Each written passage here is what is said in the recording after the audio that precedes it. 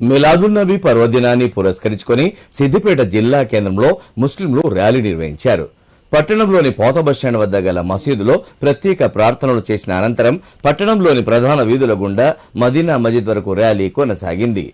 ఈ సందర్భంగా వారు మాట్లాడుతూ మొహమ్మద్ ప్రవక్త జయంతిని పురస్కరించుకొని ఈ మిలాదున్నబీ వేడుకలను నిర్వహించుకుంటామన్నారు.